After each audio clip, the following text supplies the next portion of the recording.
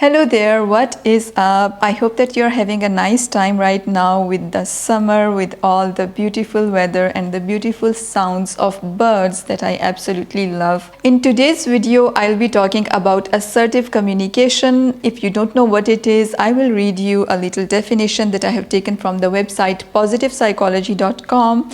And it says it's the ability to speak and interact in a manner that considers and respects the rights and opinions of others while also standing up for your rights, needs, and personal boundaries.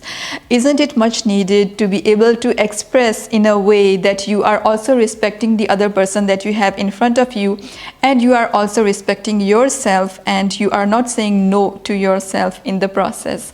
And it happens many times that we sometimes are too passive, which means that we have a tendency to let others take the lead and do whatever they want to do with us, with our lives, or we sound too aggressive without actually meaning to be aggressive.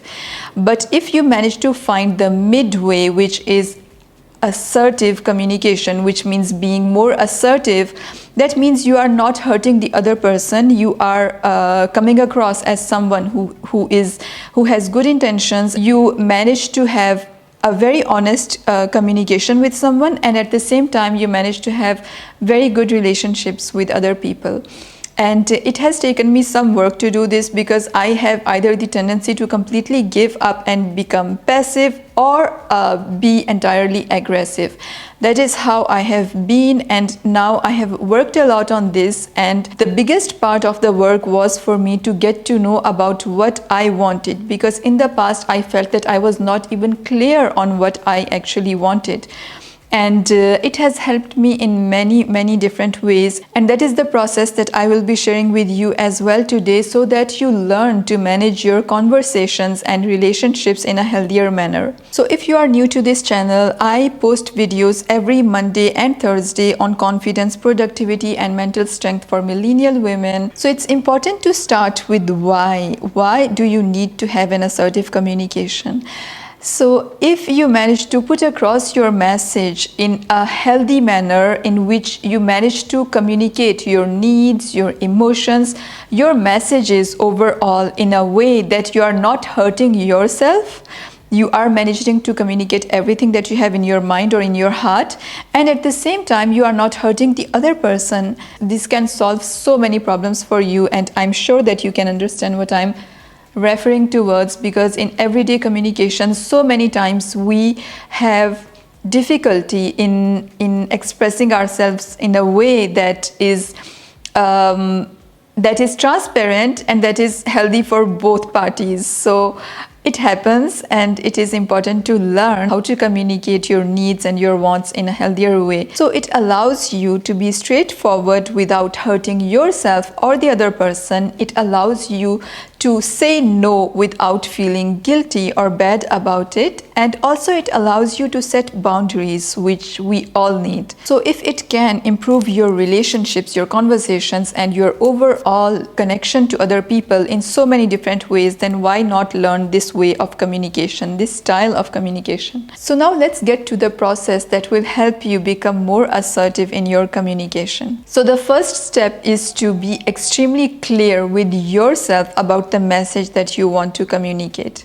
This is the most important part, because the more you are clear in your own head, what message am I putting forward? Why am I putting it forward? What do I need from this conversation? The more clear you are on that, the better you will be able to communicate it to the other person as well. Once you are clear on that, you will see that you will be more in line with that message, and it will come naturally. You won't have to work a lot on communicating it in a certain way and then adapting your body language and all that. No, because you will have everything in your own head.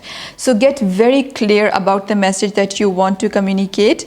And once you have done that, you move on to the step 2, which is to practice and go out there and start communicating assertively in whatever context it is, whether it is personal, whether it is professional, whether it is with your friends or with strangers, or maybe at work.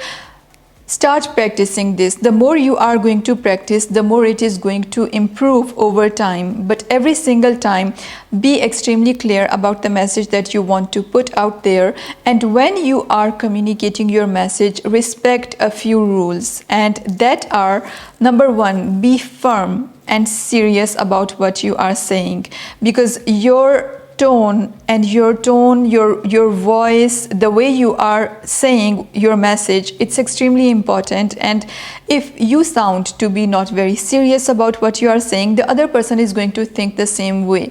Rule number 2 is to remember that you always use I statements. You never use the you statements, because that can sound accusatory towards the other person and it feels like you are blaming that person of something. By using I statements, you take the responsibility of whatever it was that you felt, and of course you are serious about what you felt, right? So you have to say, I felt that, or it gave me a feeling that, or I think that. So whatever message it is that you are giving, make sure that you are always using the I statement. And of course, lastly, keep practicing. Do it as much as you can. The rule number 3 is to get straight to the point. What is important to you? What are you talking about? What is the thing that you want to communicate? So just get straight to the point. You don't have time to talk about thousands of other things, but when you are serious about communicating assertively a certain point, then just focus on that and bring that up immediately in the conversation. And one last thing that I want you to remember is something that is for yourself. It is that sometimes, no matter how much effort you do, the other person is not going to take what you are saying with the best of intentions. So for such cases, remember that you can't do more than that. So be clear in your head about what you were trying to communicate, and what the other person has to say, well, then that is their problem as well. So also learn to differentiate that. Also learn to say that I have done my work, and now that is the work of the other person to interpret your message in the way that they think best for them. That's it. I hope that this video is going to help you develop a better communication style. I wish you all the very best, and I will see you in my next video, hopefully. If you liked the video, subscribe to my channel to get more such videos, and I will see you in my next video. Bye.